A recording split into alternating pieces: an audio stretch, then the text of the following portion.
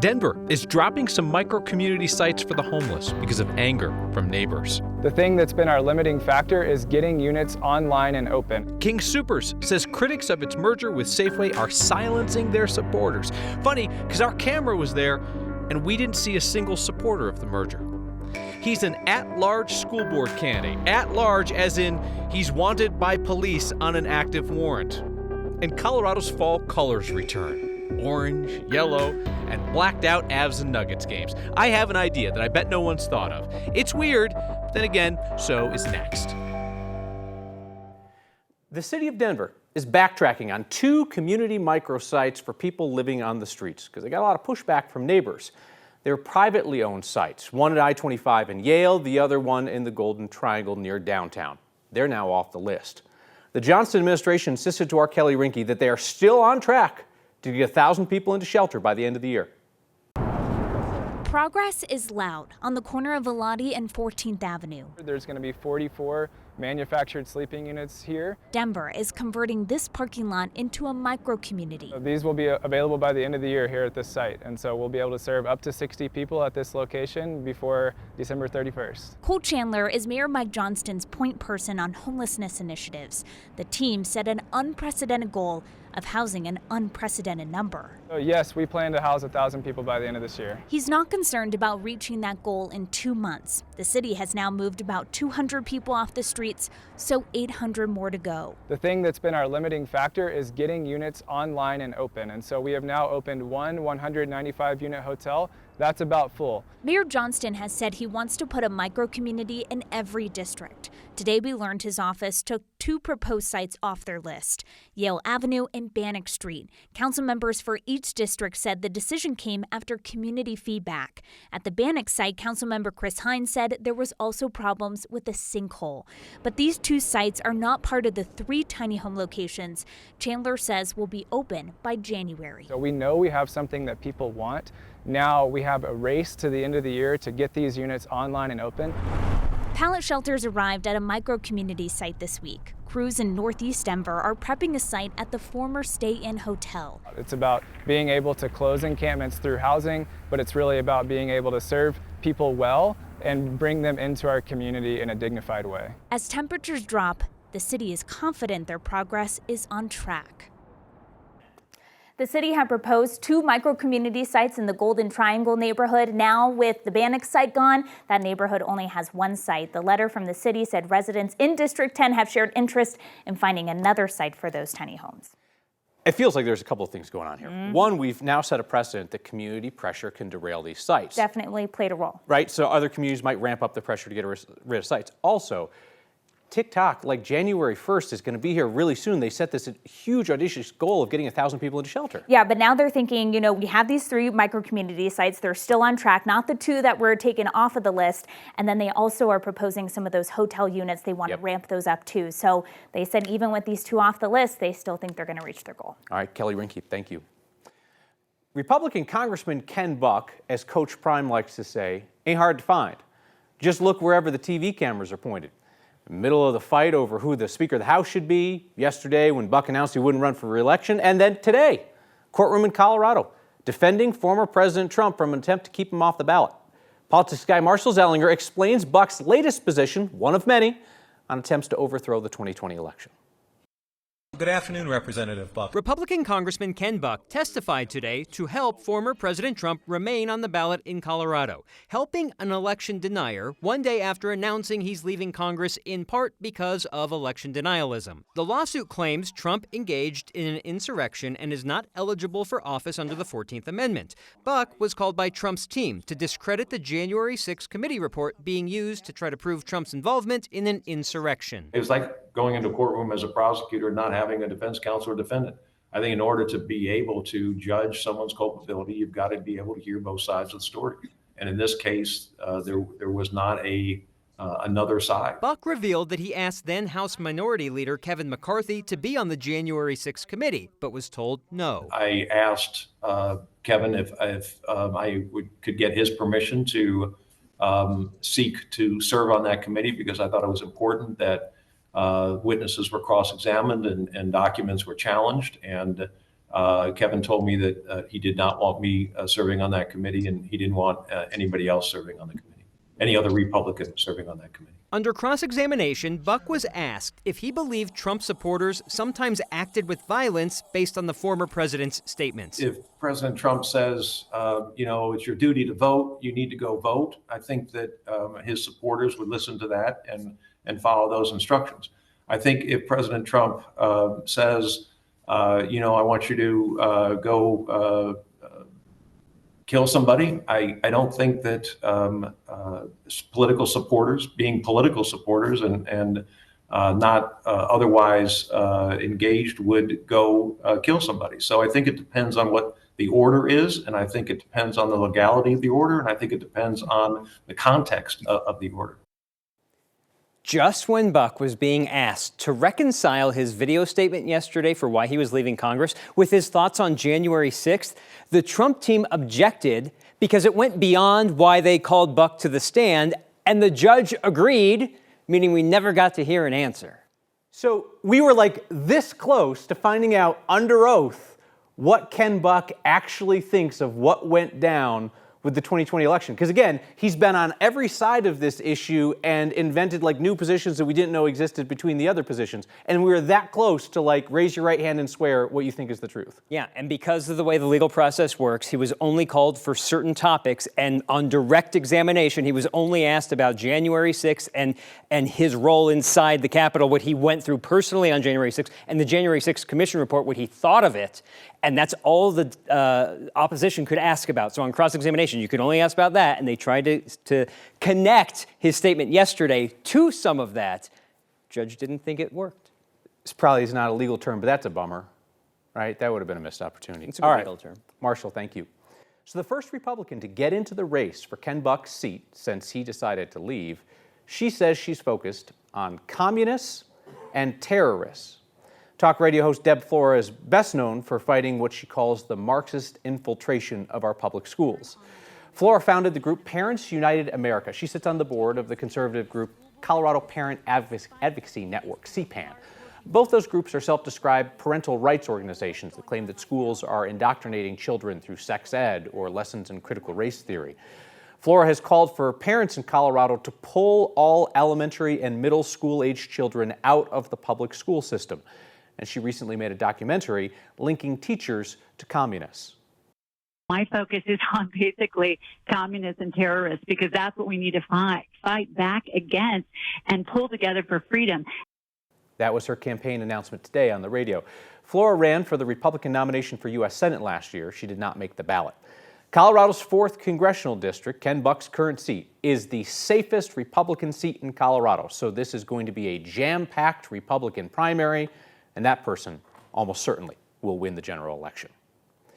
So it was an awkward moment last night. Public listening session on the King Soopers Safeway merger. The top federal regulator was in town to hear from people directly, and it did not sound like a single person there supported the King Soopers Safeway merger. Kroger, which owns King Soopers, then suggested to us that this town hall was a sham and that its supporters were silenced. Seriously. Federal Trade Commission Chair Linda Kahn and Democratic Attorney General Phil Weiser were listening to complaint after complaint about the proposed merger last night in Denver. A lot of them were grocery workers saying that the merger would lead to store closures and lost jobs, higher prices for consumers. Kroger, of course, disputes all of that. And then the company came out and claimed that the event was actually an anti-merger rally where its supporters were silenced. In a statement, a spokesperson told us that that there were folks in the room who were silenced. So the FTC chair literally asked the room, were there any statements in support of the merger? Here you go. Who supports the merger, who wants to share any reasons for us to be thinking about the benefits? I just want to check. I know we don't have that much time. No. Okay. We asked Kroger's spokesperson to give us examples of their supporters being silenced. They told us that they couldn't speak to specifics. The CEOs of Kroger and Albertsons have said they hope to close this deal early next year. The FTC and Attorney General Weiser have not taken a formal position for or against that merger yet. They are very sturdy. It just so happens that a very large truck that was fully loaded hit it and ripped it out of the concrete. It was some accidental election interference. A ballot box that was going to be the end point of a march to the polls, it got trucked. 4 seasons into the Avs and Nuggets TV blackout, and things might have reached a sad new low last night. And improvements are coming for Colorado's emergency alerts as the experts point to the reporting that you saw here as they find ways to make the system better. Colorado's good pro sports teams are back. Good luck watching the Avs or Nuggets. This is year 4 of the TV blackout fight between Altitude and Comcast. A viewer named Amanda has a familiar next question. What's the latest with the Comcast blackout? And how is Altitude blocking nationally televised games like last night's game on TNT? Amanda, say what you will about Altitude Sports and Comcast, but they sure can hold a grudge better than most. 4 seasons since local fans were first blacked out from watching the games on Comcast, and there's still no sign of a resolution. Nationally broadcast games, like last night's Avs games on TNT, they're often the exception. You can often watch those. But TNT has cut a deal that they're going to black out a handful of games in markets like Denver and Las Vegas this year. So you get to be treated to 3 more local blackouts this season. Now, whenever this comes up, Altitude Sports and their people tell fans, well, you just need to shell out for DirecTV or Fubo, whatever Fubo is. Well, that didn't work so great last night because DirecTV's Altitude channel also was not showing the game. It had a black slate up. They said it was a technical issue. When first responders in Colorado send emergency alerts to people in danger from severe weather or wildfires, that kind of thing, they leave out hundreds of thousands of Coloradans who primarily speak languages other than English and Spanish. That's about to change. The FCC is going to require cell phone companies send wireless emergency alerts, we call them WIAs, in more than a dozen new languages. It's part of a proposal that cites 9 News' reporting and concerns from emergency managers in Colorado. For the next 2.5 years, cell phone companies will have to start translating those Amber Alert-style messages into languages including Chinese, Arabic, and Russian. The alerts, this is pretty crucial, will also include maps showing your location and the location of the danger. Just significant changes for a decade-old system that's been really slow to upgrade. It does not overhaul the fact that this critical tool to reach people in emergencies remains voluntary. Cell phone companies do not have to send out messages about life-threatening weather or missing kids. Back in September, Democratic Senator John Hickenlooper told me that system is not good enough anymore. Well, certainly the status quo will not suffice. And clearly letting the voluntary activities of the cell carriers bear responsibility also is not going to suffice. The chairwoman of the FCC says the 15-year-old law that established the WIA system is out of date. She wants legislators to create a new law to make those alerts mandatory. A beautiful day today with high temperatures right around 70 degrees for us here in Denver. A lot of 70s here on the eastern plains, and for tonight, a little bit in the way of some gusty winds into the foothills and also into the mountains. This is where we could see those gusts up to 40 miles an hour for us, and it's going to keep it fairly mild overnight with a low temperature around 40 degrees for us here in Denver. A bit more cloud cover tomorrow and a chance for a stray flurry along and north of I-70 into the mountains. For tomorrow, near 70 for us here in Denver. Another warm and dry day. Our average high for this time of year, around 60 degrees. So we're certainly going to be warmer than average. We're staying in this kind of quiet weather pattern with a ridge of high pressure, jet stream off to our north. And what that means is this kind of quiet, warm weather pattern will continue. Temperatures don't drop back into the 50s until the early to mid part of next week. A hit and run on a ballot box, entirely accidental, but this has an actual impact because that box was the center of a community get out the vote effort. And a school board candidate faces a question from police. Will you please turn yourself in? Introducing Avs and Nuggets Blackout Buddies, a fun new way to form friendships and root on our favorite teams despite the years-long TV blackout. Here's how it works. Each person in the stands for Avs and Nuggets games will be personally paired with a blackout buddy, someone who wants to watch at home but can't. The person at Ball Arena will hold up their phone and FaceTime the entire game for the fan at home. Your tired arm and obscured view are a small price to pay for being able to share the game with a blackout buddy. Blackout Buddies only available until the Avs and Nuggets force us to stop.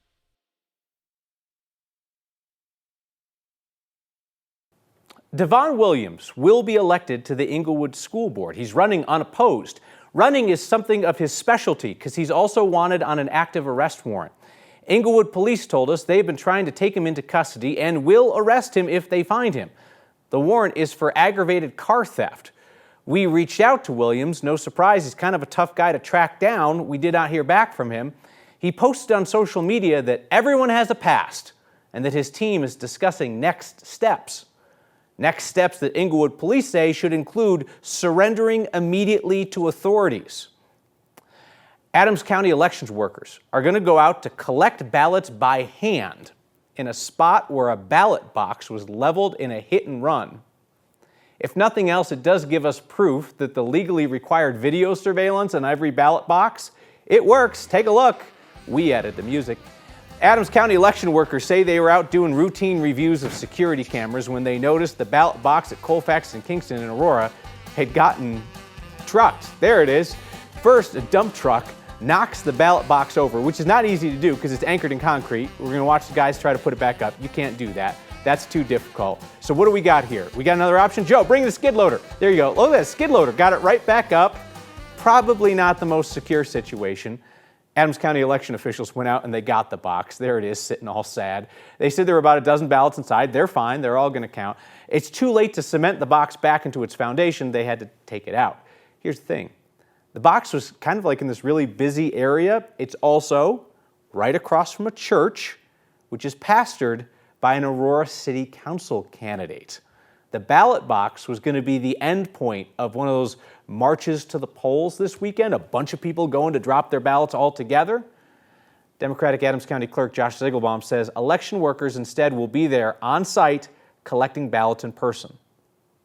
In today's day and age, when anything ever happens with elections, the first thing people's minds go to is, was this something nefarious? Is this part of a conspiracy? In this case, it's very clear from watching the videos that it was truly a construction accident. We've come up with an alternative to ensure that we still have folks out there to give voters access. You can also find more Dropbox in-person voting locations. No excuse not to turn in that ballot at govotecolorado.gov. govotecolorado.gov. We'll finish, as always, with your feedback next. It's a sign that gets the message across, sort of. Next viewer named Jack spotted the roadwork warnings on Dry Creek. Use caution because lanes are closed on South Yosemite? Listen, if you live in the area, you know what they mean, okay? Use caution. And if you see a sign that makes you do a double take, send it to next@9news.com. M writes in tonight to say, Kyle, you and all of your socialist friends are turning Colorado into a liberal laughingstock. Colorado just turned into Russia. Have you been to Russia? I don't think you've been to Russia. A text, Kyle, why is there no party affiliation on my ballot? Great question. They're municipal elections. Municipal elections, everybody runs unaffiliated, even if they belong to a political party. That's why it's on voters to do more due diligence in these municipal elections to figure out what the candidates believe, because you don't get a little cheater symbol, a little D or R next to their name. Randy says, if a congressional district is safe for Republicans or Democrats, will you still host a debate? If it's competitive, we will. And Don said, your last jacket was a 1970 Ford Pinto. This one's a 72 Chevy Vega. See you next time.